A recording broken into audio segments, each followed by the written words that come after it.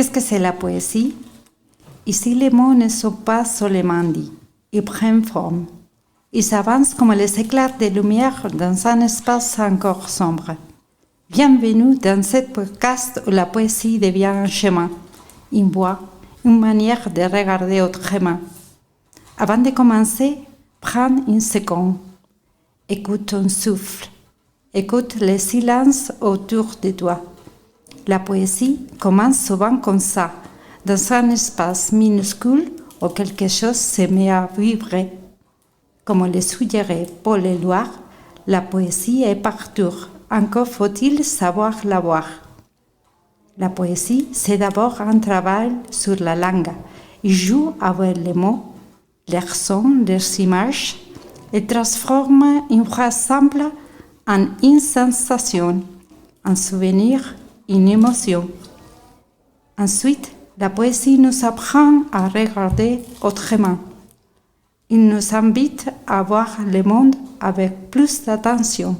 Un détail, une couleur, un silence peut devenir un univers. Enfin, la poésie n'est pas réservée aux spécialistes. Il appartient à chacun. Il n'y a pas une seule bonne manière de la lire, une seule bonne manière de la comprendre. Ce qui compte, c'est qu'elle fait résonner en nous. Aujourd'hui, on explore la poésie comme on ouvre une fenêtre pour laisser entrer un peu plus de lumière dans nos mots et dans nos pensées. Maintenant, je vous propose d'écouter des poèmes. Laissez le bruit du monde derrière vous. Nous allons entrer ensemble dans un territoire des images, là où les émotions prennent la forme d'une voix. Nous enchaînons avec la récitation de 3 poèmes de Paul Éluard. En ce qui me concerne, j'ai choisi « La courbe de tes yeux ». La courbe de tes yeux fait le tour de mon cœur, un rond de danse et de douceur, auréole du temps, berceau nocturne et sûr. Et si je ne sais plus tout ce que j'ai vécu, c'est que tes yeux ne m'ont pas toujours vu. Feuilles de jour et mousse de rosée, roseau du vent, sourire parfumé, ailes couvrant le monde de lumière, bateau chargé du ciel et de la mer, chasseur des bruits et source des couleurs. Parfum éclos d'une couvée d'aurore qui gît toujours sur la paille des astres. Comme le jour dépend de l'innocence, le monde entier dépend de tes yeux purs, et tout mon sang coule dans leur regard.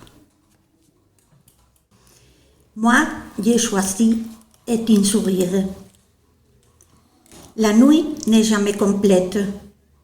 Il y a toujours, puisque je le dis, puisque je l'affirme, au bout du chagrin, une fenêtre ouverte, une fenêtre éclairée. Il y a toujours un rêve qui veille, désir à combler, faim à satisfaire, un cœur généreux, une main tendue, une main ouverte, des yeux attentifs, une vie, la vie à se partager. Moi, j'ai choisi au fond du cœur. Au fond du cœur, un beau jour, les beaux jours de tes yeux continuent. Les champs, l'été, les bois, les fleuves seul animant l'apparence des cimes. Notre amour, c'est l'amour de la vie, le mépris de la mort. À m'aimer la lumière contradite, souffrante, sans croissance ni fin, un jour sur terre plus clair, en pleine terre, que les roses mortelles dans les sources de midi. Au fond de notre cœur, tes yeux dépassent tous les cieux.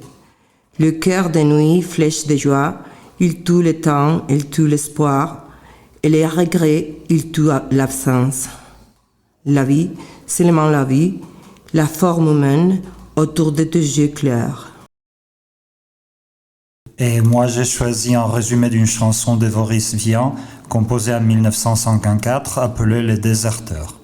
Monsieur le Président, je vous fais une lettre, que vous lirez peut-être, si vous avez le temps. Je viens de recevoir mes papiers militaires pour partir à la guerre, avant mercredi soir. Monsieur le Président, je ne veux pas la faire. Je ne suis pas sur terre pour tuer des pauvres gens. C'est pas pour vous fâcher. Il faut que je vous dise. Ma décision est prise, je m'en vais déserter. Demain, de bon matin, je fermerai ma porte, au nez des années mortes, j'irai sur le chemin.